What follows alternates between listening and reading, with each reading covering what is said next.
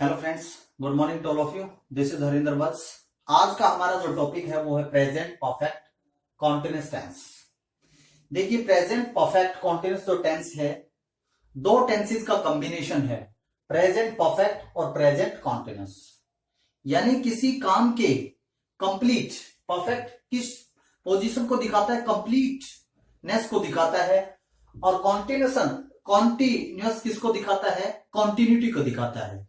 देखिए, ये ऐसे एक्शन को दिखाता है जो किसी टाइम पर पास्ट में शुरू होता है, प्रेजेंट तक इस एक्शन का कुछ पार्ट खत्म हो चुका होता है और आगे भी ये कॉन्टिन्यूटी में रहता है। यानी पास्ट से चलकर आज प्रेजेंट तक इस एक्शन का इस काम का कुछ भाग खत्म हो चुका होता है और जो बचा हुआ भाग है वो कॉन्टिन्यूटी के अंदर है, वो जारी है।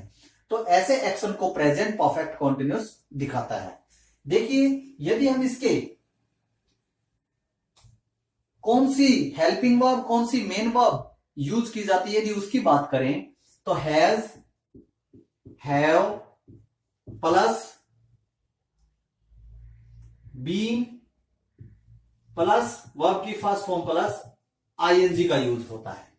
यदि हेल्पिंग वर्ब और मेन वर्ब की बात करें, हैज और हैव अकॉर्डिंग टू सब्जेक्ट हम पहले डिस्कस कर चुके हैं, प्लस बीन क्या है, पार्टिकल है, और कॉन्टिन्यूटी को शो करने के लिए क्या यूज किया गया है, वर्ब की फर्स्ट फॉर्म प्लस आईएनजी। क्योंकि किसी भी कॉन्टिन्यूअस टेंस के अंदर वर्ब की जो मेन जो वर्ब होती है उसकी फर्स्ट फॉर्म के साथ क्या यूज करते हैं, आईएनजी यूज करते हैं। देखिए, इसके सेंटेंस स्ट्रक्चर की बात करें, सिंपल सेंटेंस का स्ट्रक्चर क्या होगा, subject plus has, have plus been plus verb की first form plus ING plus object plus since और फॉर प्लस टाइम दिया गया होता है। देखिए, अभी मैं आपको समझाता हूं। सब्जेक्ट प्लस हैज और हैव अकॉर्डिंग टू सब्जेक्ट, ये क्या होती है, हेल्पिंग वर्ब होती है, प्लस बीन क्या होता है, पार्टिकल होता है, वर्ब की first form plus ING continuity को शो करने के लिए होता है, प्लस ऑब्जेक्ट प्लस सिंस और for. Present perfect continuous tense के अंदर हमेशा सिंस और फॉर का यूज होता है, और उसके बाद टाइम दिया गया होता है, और वो टाइम किस चीज को शो करता है, पास्ट टाइम होता है। अभी जो सिंस और फॉर जो होता है, इसके बारे में मैं आपसे बता दूं कि सिंस के बाद यदि वाक्य के अंदर सिंस का यूज होगा तो उसके बाद जो टाइम होगा वो कौन सा होगा, पॉइंट ऑफ टाइम होगा। और फॉर के बाद यदि सेंटेंस के अंदर फॉर यूज हुआ है उसके बाद कौन सा टाइम होगा, पीरियड ऑफ टाइम। अभी देखिए, दोनों चीजों को समझने की कोशिश कीजिए। पॉइंट ऑफ टाइम का मतलब होता है निश्चित समय। निश्चित समय कौन सा होता है, जिसको हम प्रेजेंट से काउंट कर सके कि कितने दिन हो गए, कितने साल हो गए, हम उस चीज को काउंट कर सके। जैसे मैं ये कहूं 1980 कि मैं ये काम 1980 से कर रहा हूं, तो मैं आज से इस टाइम तक जो टाइम है उसको टाइम को मैं क्या कर सकता हूं, काउंट कर सकता हूं। पीरियड ऑफ टाइम का मतलब होता है अनिश्चित समय या अवधि, जैसे 2 महीने, 2 साल। तो मैं उसको एग्जैक्ट काउंट नहीं कर सकता, वो केवल उस चीज के अंदर क्या दिखाई गई है, अवधि दिखाई गई है, उस एक्शन के पीरियड को दिखाया गया है। तो इस प्रकार से जो सिंपल सेंटेंस का स्ट्रक्चर होता है वो इस प्रकार से होता है।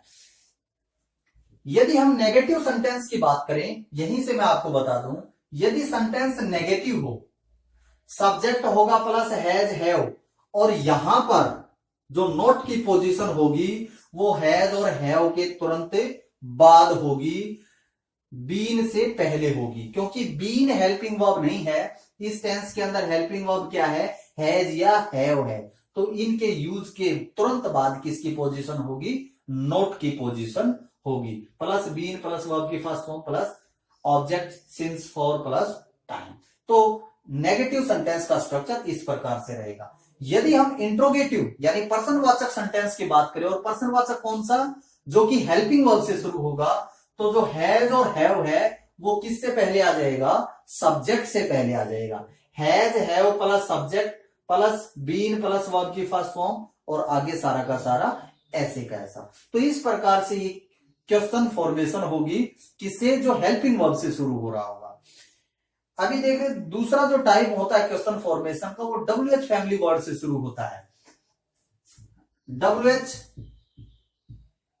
फैमिली वर्ड होगा प्लस हैज या हैव हेल्पिंग वर्ब होगा उसके तुरंत बाद, plus subject plus been plus verb की first form plus ING plus object plus since या फॉर प्लस टाइम। इस प्रकार से ये इंट्रोगेटिव जो सेंटेंस होता है जो WH फैमिली वर्ड से शुरू होता है उसका स्ट्रक्चर इस प्रकार से होगा। देखिए इसमें समझने की बात यही थी कि बीन की पोजीशन वहीं पर रहती है, यानी बीन हेल्पिंग वर्ब नहीं है, ये एक क्या है, ये एक पार्टिकल के तौर पर इस टेंस में यूज होता है। देखिए जब भी जिस सेंटेंस में हैज सिंस और फॉर का यूज होगा वहां पर मोस्टली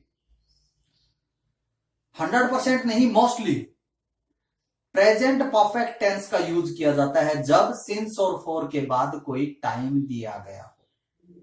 देखिए मैं एग्जांपल के थ्रू आपको समझाने की कोशिश करूंगा।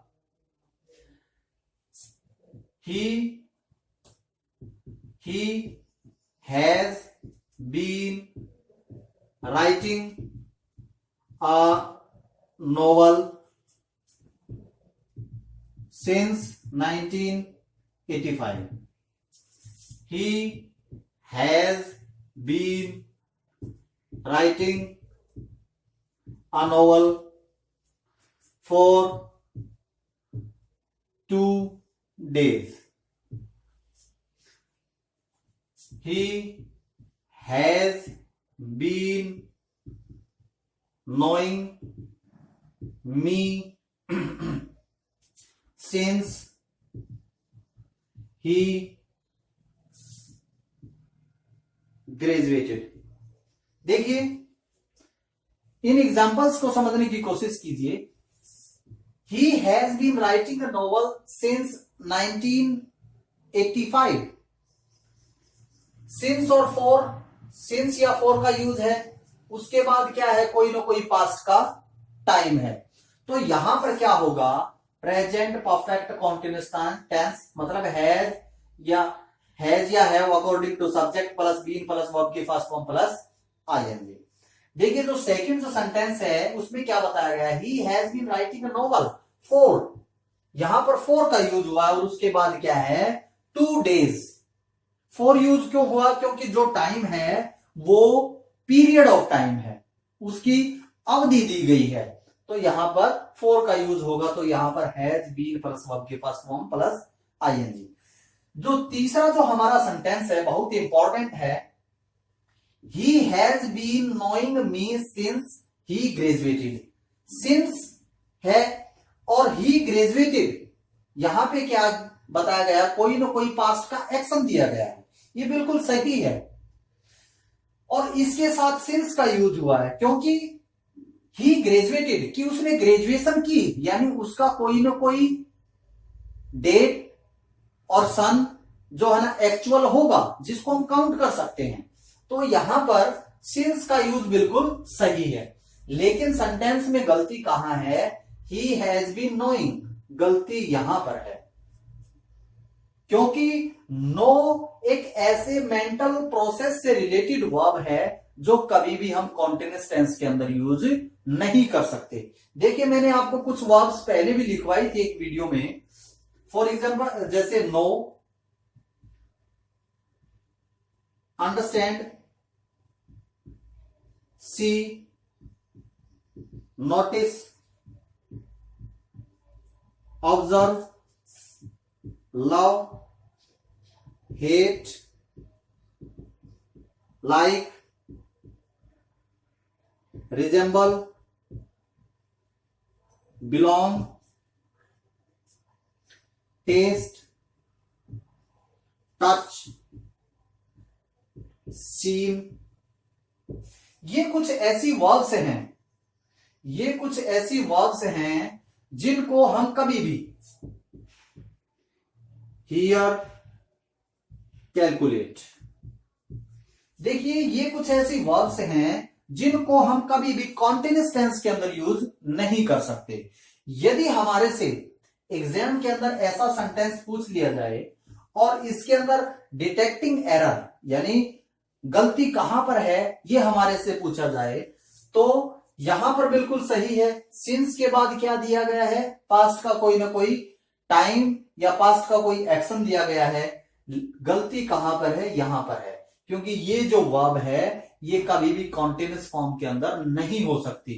जब हम इसको ठीक करेंगे तो यहां पर प्रेजेंट परफेक्ट कॉन्टिन्यूअस टेंस की जगह हम कौन सा टेंस यूज करेंगे, प्रेजेंट परफेक्ट टेंस को यूज करेंगे। सिंस और फॉर का यूज होते हुए भी हम यहां पर प्रेजेंट परफेक्ट टेंस का यूज करेंगे, क्योंकि यहां पर ऐसी वर्ब दी गई है, ऐसी वर्ब जो हमारी सेंसेस से रिलेट करती है, जिनको हम कॉन्टिन्यूअस फॉर्म के अंदर कभी नहीं लिख सकते, तो वहां पर प्रेजेंट परफेक्ट टेंस का यूज होता है। तो इसका आंसर क्या बनेगा, he has known to me since he graduated. तो इस प्रकार से ये हम एरर को डिटेक्ट कर सकते हैं। तो आज का ये हमारा टॉपिक जो था इस प्रकार से इससे रिलेट करता है। यदि हम इसके दूसरे रूल की बात करें,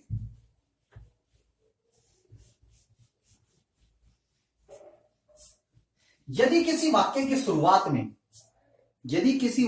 शुरुआत में सिंस व्हेन हो या हाउ लॉन्ग हो, सिंस व्हेन और हाउ लॉन्ग, जिसका मतलब क्या होता है, कब से। यदि किसी वाक्य की शुरुआत सिंस व्हेन या हाउ लॉन्ग से शुरू हो रही हो तो उस सेंटेंस में कौन सा टेंस होता है, प्रेजेंट परफेक्ट कॉन्टिन्यूअस टेंस होता है। देखिए, since when has he, since when has he been watching TV.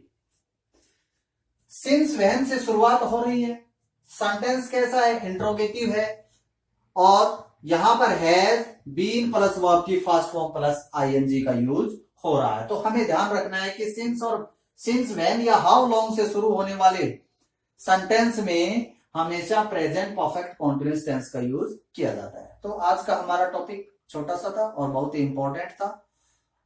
उम्मीद करता हूं आपको अच्छे से समझ में आया होगा। यदि कोई कमी आपको लगे तो कमेंट बॉक्स में जरूर डालना। Thank you, bye.